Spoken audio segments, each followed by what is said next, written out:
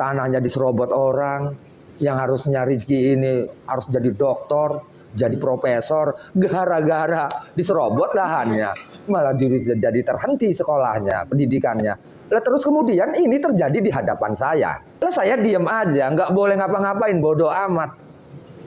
Kira-kira saya ini manusia apa bukan? Al ilmu nurun wal jahlu dulmun. Utawi ilmu iku cahaya, wal jahlu dulmun lan utawi jahil dulmun iku pepeteng. Artinya ilmu itu cahaya, jahil dulmun bodoh, gitu kan?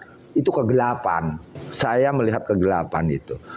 Dan itu dipraktekkan sampai tingkat atas, sampai tingkat masyarakat yang paling bawah. Dia mempraktekkan pola laku, cara berlaku dan berbuat dengan pola laku kegelapan. Dulmun, dolim. Pemikiran logika penjajah itu. Yang ada itu keuntungan.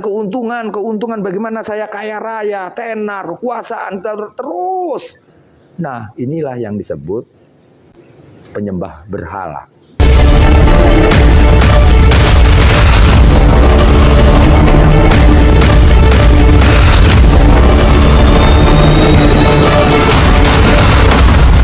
Serba ilham itu dia mempunyai pengetahuan gitu yang sifatnya intuisi gitu kan. Lah kan kalau kita bicara intuisi mah ya sudah jangan repot-repot, dalamin aja Al-Qur'an, dalamin aja hadis-hadis Rasul gitu kan. Nah, dari sinilah kita mencoba sebenarnya kami ini sedang mencoba mempraktekkan bagaimana kita berbicara sesuai dengan lidah Rasulnya. Dan kemudian dari teori itu bagaimana kita juga mempraktekkan gitu kan sebagai praktek Rasulnya, utusannya gitu kan. Nah kemudian bagaimana tentang kepribadiannya. Kita ini lagi mencoba dan berusaha untuk membentuk sebuah karakter atau kepribadian Rasulnya gitu. Lah kemudian kalau ini dianggap salah, ya silakan kita ukur dengan realitas yang ada, gitu kan. Bagaimana dengan konsep mereka tentang logika penjajah itu, kerusakan di muka bumi ini, gitu kan. Dia nggak pernah berpikir tentang mati, bagaimana dia hidup setelah di dunia. Ya kalau kita makan ini mah hanya sebatas perjalanan, singgahan saja. Nah, terus kemudian saya ingin mempraktekkan itu dan ingin beramal atau mempraktekkan hablum minan nas dan hablum minal alam. Nah, hablum minan nas dan hablum minal alam ini sesungguhnya berdasarkan hablum minallah. Gitu. Nah, ketika kita hubungan dengan Allah, ya harus dipraktekkan. Gitu. Biar kita jangan tersesat meraktekkan hablum minallah yang apa yang perintah Allah, kan udah ada kitabnya jelas. Qurannya jelas, hadisnya jelas, gitu kan. Hukum-hukumnya jelas, fikihnya jelas, gitu kan. Iya masa sih ada bapaknya rezeki, tanahnya diserobot orang, yang harusnya rezeki ini harus jadi dokter, jadi profesor, gara-gara diserobot lahannya, malah jadi terhenti sekolahnya, pendidikannya. Lah terus kemudian ini terjadi di hadapan saya. Gitu kan. Dan ini justru terjadi yang rezeki ini adalah sahabat saya. Lah saya diam aja, nggak boleh ngapa-ngapain, bodoh amat.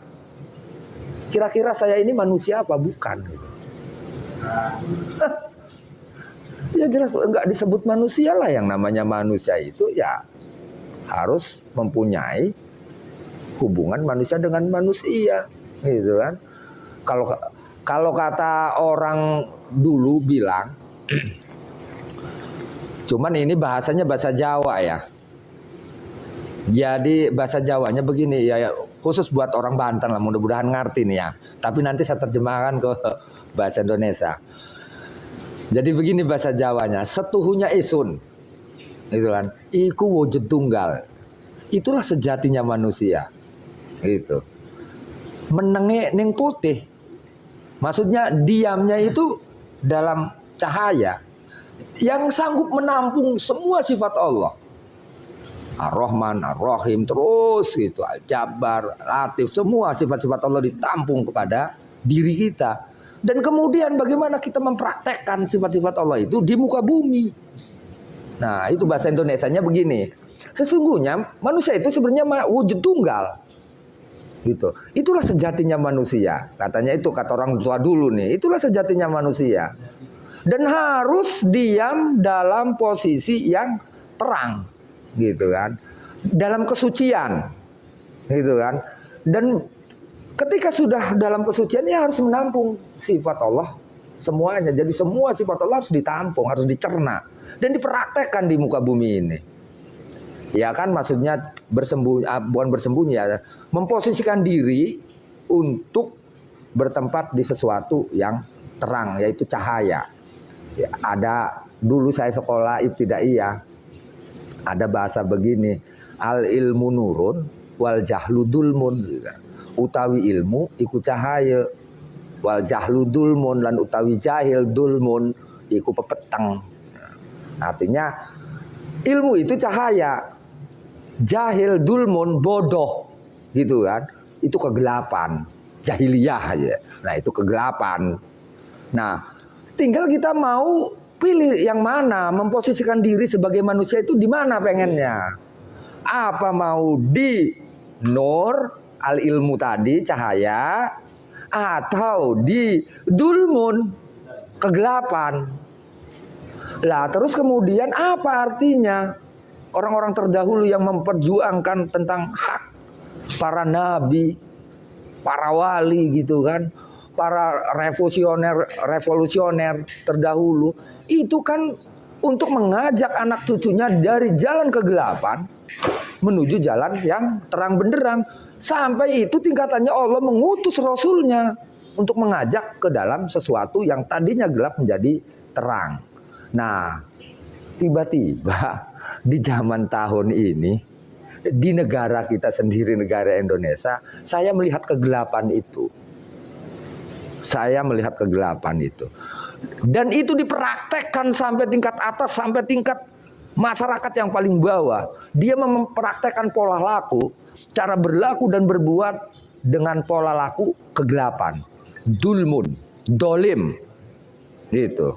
Dolim, bodoh.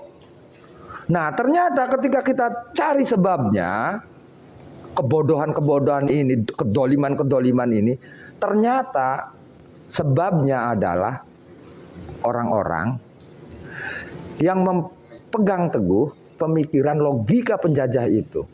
Yang ada itu keuntungan, bagaimana saya kaya raya, tenar, kekuasaan terus. Nah, inilah yang disebut penyembah berhala. Penyembah berhala ini, tanpa sadar dia menyembah berhala itu. Yang dikejar kekuasaan. Dengan kekuasaan kita bisa berbuat segala sesuatu.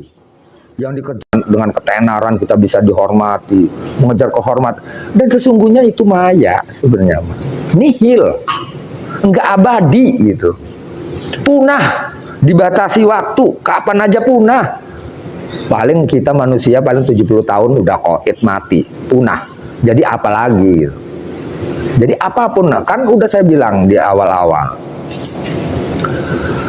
selain dari Tuhan yang Maha Esa, dalam kurung Allah, semua kekuasaan yang di muka bumi ini, itu kemuliaan, kehormatan, harta, apa aja, bukan hanya di Indonesia ya, di muka bumi sejagat alam raya ini, selain dari Tuhan yang Maha Esa, selain dari Allah, semuanya punah.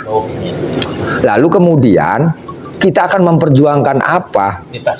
Kecuali kita harus menerangkan hal itu agar supaya jangan terjadi penindasan gitu kan. Jangan ada terjadi penganiayaan, pelanggaran HAM. Orang dibunuh begitu saja, hukumnya nggak jelas. Dia punya orang tua, dia punya anak dibunuh, dibantai.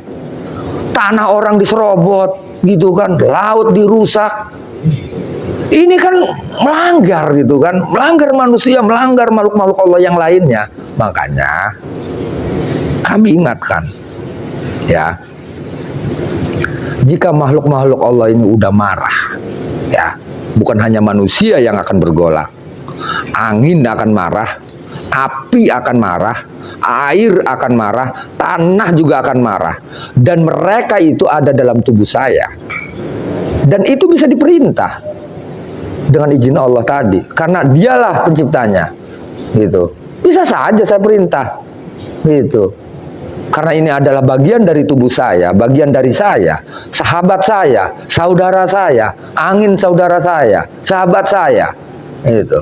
Demikian informasi yang dapat saya sampaikan untuk hari ini. Semoga memberi manfaat. Salam dan doa kami untuk keluarga dalam perlindungan Allah, dalam dekap kasih sayang Rahman dan Rohim Allah Subhanahu wa Ta'ala. Allahumma amin. Terima kasih. Wassalamualaikum warahmatullahi wabarakatuh.